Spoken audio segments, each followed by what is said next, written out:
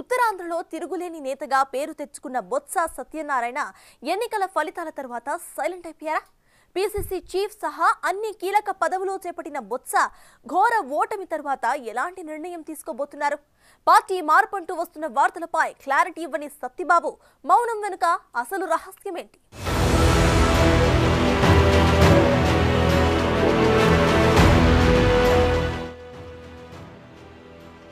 బొత్స సత్యనారాయణ తెలుగు రాష్ట్రాల్లో పరిచయం అక్కర్లేని పేరు. 3 దఫాలుగా మంత్రిగా ఉమ్మడి రాష్ట్రంలో పీసీసీ చీఫ్గా చేసిన సీనియర్ లీడర్. 2 దశాబ్దాలు తెలుగు రాజకీయాలను ప్రభావితం చేసిన వ్యక్తి. ఆయన ప్రెస్ మీట్ పెడితే ఏం మాట్లాడతారోనని ఆసక్తిగా ఎదురు చూసేవారంటే అతిశయోక్తి కాదు. అంతేకాదు, పార్టీ అధికారంలో ఉన్నా లేకపోయినా క్యాడర్కు భరోసా ఇవ్వటంలో ఆయన స్టైలే వేరు. తొందరెందుకు, 5 ఏళ్లు అంతే కదా, తరువాత మనదే అధికారం. కార్యకర్తలకు నాయకులకు న్యాయం చేసే బాధ్యత నాదంటూ క్యాడర్ను చెక్కు చెదరకుండా చూసుకోవటంలో ఆయనకు ఆయనే సాటి. బొత్స ఆశీస్సులతో అటు కాంగ్రెస్ ఇటు వైసీపీలు పదవులు దక్కించుకున్నవారు చాలా మంది ఉన్నారనే చెప్పొచ్చు.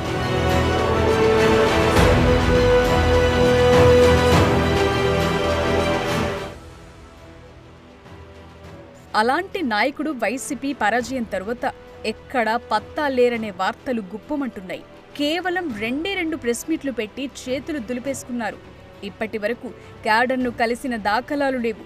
గతంలో ఎక్కడ ఏ ఇష్యూ జరిగినా టక్కున వాలిపోయే నేత ప్రస్తుతం సైలెంట్గా ఉండటం అందరినీ ఆశ్చర్యానికి గురిచేస్తోంది.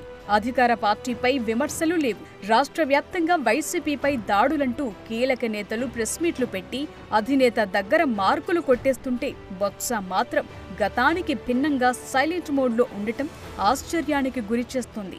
ముఖ్యంగా ఫ్యామిలీ అంతా ఆలౌట్ అవ్వటం, పార్టీ కూడా ఊహించని రీతిలో ఓటమి చెందటంతో సత్యబాబు మదిలో పార్టీ మార్పు అనేది వెంటాడుతోందని ఆయన అనుచరుల నుంచే వినిపిస్తోన్న మాట. ఆయన ఎక్కడా మనసు విప్పి మాట్లాడకపోయినా వ్యవహార శైలి అలానే ఉందనే గుసగుసలు ఊపందుకున్నాయి.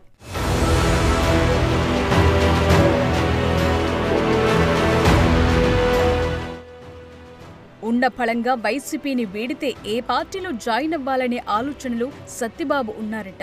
బీజేపీ జనసేన వైపు చూద్దామంటే అవి టీడీపీతో కలిసి ప్రభుత్వాన్ని ఏర్పాటు చేశాయి. అలా అని టీడీపీ అంటే నో ఛాన్స్. చంద్రబాబు సయ్యన్న, అశోక్ గజపతి నయ్యనే అంటారు. సత్యబాబు రాకను 2004 ఎన్నికలకు ముందే అశోక్ గజపతిరాజు నిరాకరించారు. సో ఇది జరిగే పని కాదు. ఇక మిగిలింది రాజకీయ జీవితాన్ని ప్రసాదించిన కాంగ్రెస్.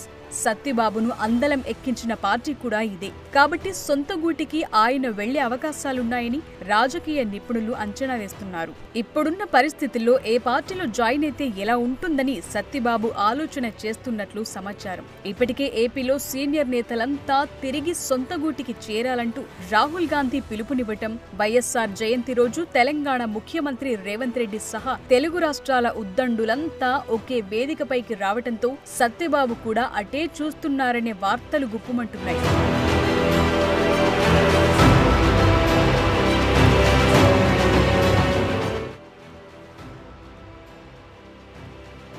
బొత్సకు పార్టీ మార్పు అనేది ఇప్పటికిప్పుడు అనివార్యం కాకపోయినా తనయుడు బొత్స సందీప్ రాజకీయ భవితవ్యం దృష్ట్యా పార్టీ మార్పుపై ఆలోచిస్తున్నట్టు తెలుస్తోంది.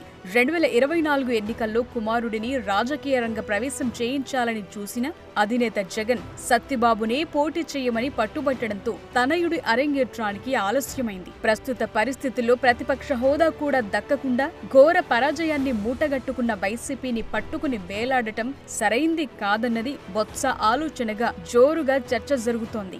కేంద్రంలో బీజేపీ గ్రాఫ్ తగ్గటం, రీసెంట్ గా జరిగిన ఉప ఎన్నికల్లో ఇండియా కూటమికి అధిక సీట్లు రావటం, ఇవన్నీ చూశాక 2029 ఎన్నికల్లో కేంద్రంలో కాంగ్రెస్ గట్టెక్కితే రాష్ట్రంలోనూ పుంజుకునే అవకాశం ఉండొచ్చనేది బొత్స అభిప్రాయంగా ప్రచారం సాగుతోంది. జగన్ కు విధేయుడిగా ఉంటారా లేక కుమారుడి రాజకీయ ప్రవేశం కోసం బొత్స సత్యనారాయణ పార్టీ మారతారా అనేది ఉత్కంఠగా మారింది.